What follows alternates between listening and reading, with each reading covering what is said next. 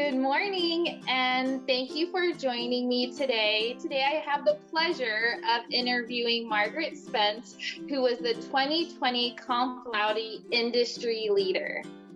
And Margaret is the founder of the Employee to CEO project. She's the CEO of C. Douglas and Associates, and now the leader of the Inclusion Learning Lab.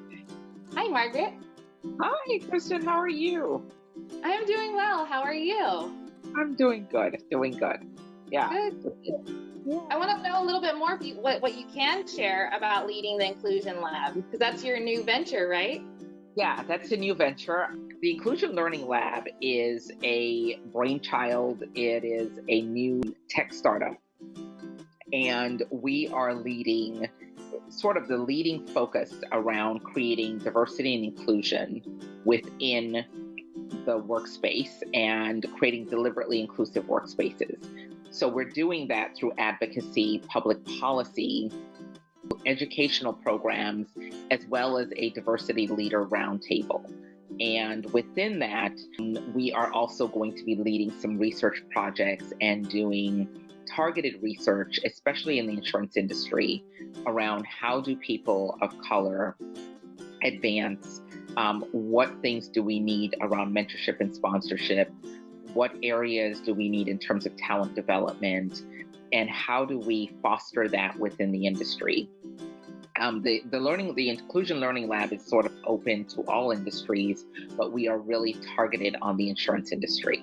And coming back to the industry to say it's not enough to hire individuals. If you leave them sitting in a position for 20 years, you're really turning their light bulbs out. So how do we foster inclusion? And one of the things that I know from the work that I've done with organizations in the industry is we have people bucketed in two sections. There's the cost center side of the house and there's the profit center side of the house. Oftentimes, diverse individuals are stuck in the cost center side of the house, and they end up in this cul-de-sac where they don't end up advancing. They sit in the same position for 20 years, and they end their career exactly where they started it without any real career growth. So we're looking to upend that and to create really specific talent development pipelines. Yeah. Awesome. Well, I'm so excited. I can't wait to hear more and learn more as you continue. So that's exciting. Yeah, it is exciting. And I have to give you credit because a lot of this came out of the work that you and I did over last summer around diversity and inclusion, around the industry issues, and what came to the forefront from those sessions, and sort of fostered this. And we went out to our investor group and said, we want to do this. We wanted to do it. And so I was able to secure some initial funding, and we're going to bring forward this process as well as some software that we're going to develop along the way. Yeah, that's so cool. And we're going to do some more webinars throughout the year. So that's exciting. Yeah. So probably part of the reason why you're industry leader, your initiatives, what you're trying to do with the industry, you're trying to get our industry to open up and we have some rooms to grow. And that's why you are industry leader. So what does it mean to you to have been nominated to then becoming a finalist? Wow. So let me tell you about the nomination. And I think it's important for people to hear how or why I was nominated. I spoke at the Women in Work Comp conference in Las Vegas a couple years ago. And I met Natalie Torres at that event. And she came up to me and she started talking and she said, oh my gosh, I love what you said. I was talking about career growth and career development and really focused around how women can build their career in the industry. And I pointed out, and at that time we were working through the Employee to CEO project, which is the other arm of what we do. And I said to her, I'll stay in touch. I will be your mentor. She asked because she was new to the industry and she was trying to figure out how to find a mentor, how to find somebody that would give her some guidance. And I said, like I do often with a lot of people in the industry, I said, here's my phone number, here's my email address, give me a call. Mm-hmm. And 99% of people never call. Mm-hmm. That's the fact. But Natalie called and she reached out. We scheduled a couple sessions. I talked with her about everything from how to gain industry knowledge, how to build her LinkedIn page, how to focus on building her brand, how to empower herself with networking. And so we spent, a lot of time just talking through, and she scheduled whenever she wanted to talk. She would send me a text and we'd schedule. And so I just became her mentor and expecting nothing in return. And that's sort of how I sort of exist in this industry. For me, it's important, especially for women, that we empower each other to go from point A to point B. And so the Comp Laude nomination comes out and Natalie nominated me. Mm-hmm. And I didn't know she had nominated me, which is pretty interesting. I had no idea. So I get this email from Comp Laude going, you've been nominated. What? Somebody nominated me? I've never won an award in the industry. What? Mm-hmm. Well, I have. I In Touch Award in 2017, but I've never, won a national award in the industry. So then I looked at who nominated me, and it was Natalie. And so I reached out to her and I said, oh my God, I can't believe you nominated me. And she's like, you have no idea. You've been like so instrumental in my career growth, so instrumental in where I am now. This is the least I could do for you. And Maxine Topper with Physicians Health Center also nominated me. And so it was like, I got all these nominations all at once. So it was pretty exciting to get the nomination. And then I said to Natalie, they're asking for a lot of stuff. She's like, I got this. I know everything I need to know about you. I got this, right? And she took it and ran with it. So I think to just being nominated was amazing. Making it to the finalists was even more amazing. And then winning was like, oh my God, I can't believe I won. But it sort of was like a cherry on top of an amazing career that, in looking back, I don't think I realized how much I had done in the industry. So yeah. That's what I get a lot. I just go forward. People are like, I just can do my day-to-day thing. And then when, you're asked to put it in a package, you're like, oh, wow. Oh, I did that. Oh, I totally forgot I did that. I can't believe I saw that, It's like, what the heck? Yeah. So, yeah. So it was pretty interesting to have her acknowledge me in that way. So I was in the industry acknowledging me as well. Yeah. And I love your reaction video. It just made, when I saw that we got to play, when you won, when we announced, was so cool. I loved your video. So, but what was your reaction when you won? Because I know we asked for the recording, but when you heard your name, what was your reaction? I was surprised because I was on. So this is so funny, right? So I was on the live program, right? And you're going through everybody that, was nominated in the category. And then my screen froze, right? It's like literally froze. The screen froze. I never hear who won, right? And then my phone is blowing up. I'm getting all these text messages. Oh my God, you won. And I'm like, wait, I recorded that crazy video. Oh my God, I recorded that crazy video. That's what they're using that crazy video for. And then I'm like, oh my God, maybe because I had seen everybody's videos leading up to mine. And I was like, they all did these formal videos, they're sitting at their desk and they're all dressed up. And I was literally in my bedroom. It was like 11 p.m. at night. And I got the email and it said, you need to send a video, like with your astonished face as if you won. And I'm like, well, I can do this. I already had my little head wrap on. I'm like, I am not undoing this for anything, right? So I record this totally comical video. So then everybody put the video out all over the place. And then I was like mortified. I'm like, oh my God. I loved it. I thought it was so good. It was so good. I loved it so much. So, so yeah, with my, Yeah. So it was good. It was good.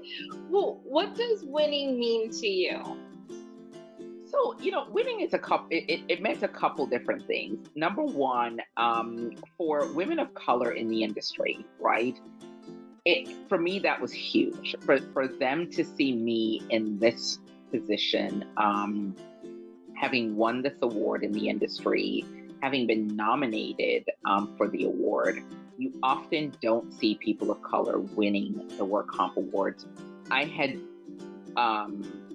my client companies for 3 consecutive years had won National Underwriter based on the work that I had done, right? And some of them mentioned me in their content and some didn't, right?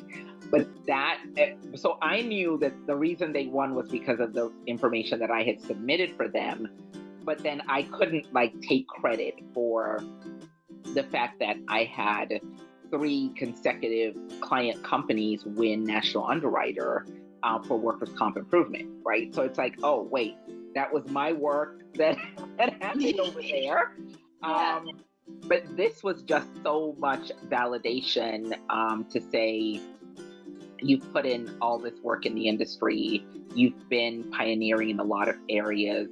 I mean, in 2008, I wrote From Workers' Comp Claimant to Valued Employee, and really solidified return to work as a thing. There was people talking about return to work, but there wasn't anyone that was giving specific guidance to the ordinary employer out there in the ethers. That book sold 10,000 copies in 4 years, 3 years. It sold about 10,000 copies. I still get people calling me to say, are you going to update that book? Are you going to do that? The second book that I wrote was really geared for supervisors and managers. We've sold probably close to 20,000 copies of that book, which is just a simple guide. You hand it to a manager and say, you're messing up work comp. Here's what we need you to do, and we're not even going to talk to you. Go read the book, right? So for me, those things were important in the work that I've done around return to work. So this winning was just amazing. It was amazing. It was really. Well, it was much deserved. But so let's talk about, you kind of have given us a taste, but what is your plan to continue to being a positive and influential person in the industry? So 2 big things, 2 huge initiatives. The first one is mentorship of women in the industry. We had already been running the Employee to CEO project now for 4 years. I have doubled down my focus again on the industry there, working at early career mentorship, mid-career mentorship, and executive guidance, and then coming back to help organizations build out women's leadership development programs and build out diversity and inclusion programs to advance people of color through the continuum. And not just people of color. I think as an industry, we don't give enough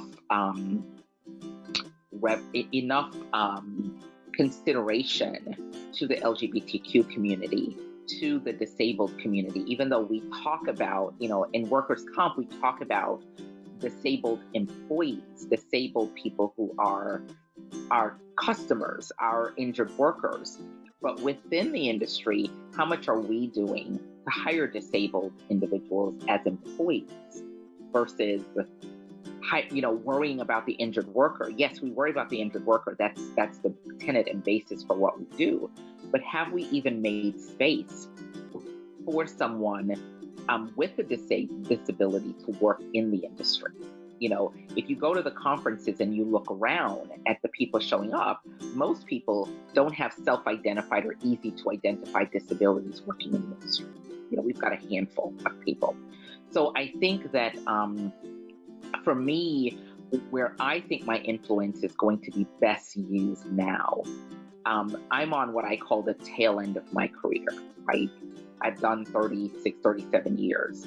Maybe I have 10 more years left in this industry. For me, it's now impact. How do I impact the next generation coming into the industry? How do I force the industry to shift? We can't have, 80% of the industry not having diversity programs or women's leadership development programs.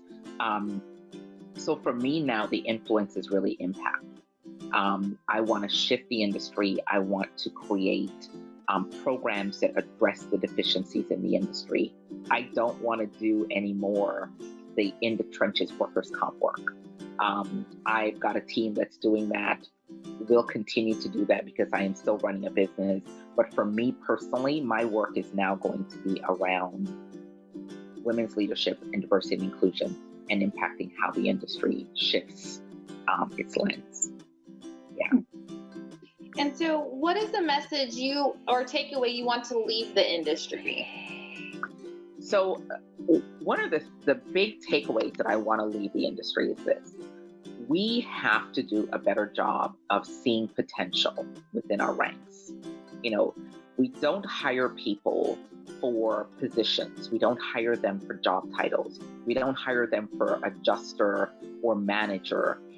We hire people for the potential that they bring to the industry. Okay. And we cannot continue to drop people into these dead-end positions.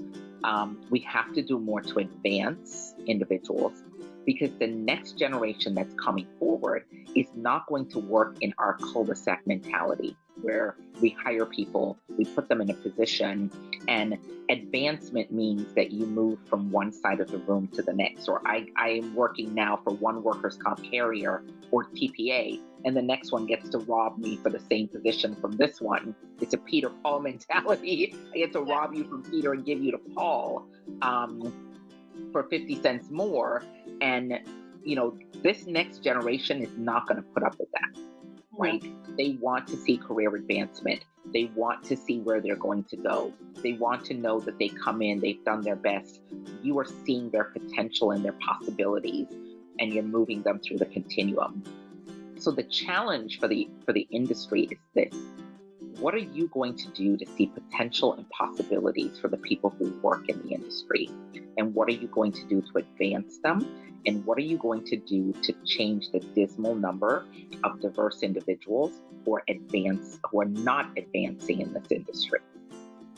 We have to move people from the cost center side of the house to the profit center side of the house. And there was a study issued by the 100 Women Mentors that says that it takes a woman 20 years in the insurance industry to advance. 20 years. And once a woman hits $120,000 in salary in this industry, she never advances beyond that salary level. Wow. Okay. This is industry-wide. Mm-hmm. That's the challenge. The challenge is see our possibility, see where we're going, give us chances to grow, invest in our growth, and then advance us through the continuum and make pay equality a part of what we do in this industry. Pay equality is another big area that we are not addressing in the industry. Yeah. All right, well, that's a good takeaway. And let's see what we can do to work on that for 2021 and beyond. Because you said you have a good 10 years, so I'm going to hold you to that to work with that so we can get some stuff accomplished. Would you like to thank anyone? I know you talked about Natalie, but would you like to thank anyone? Or?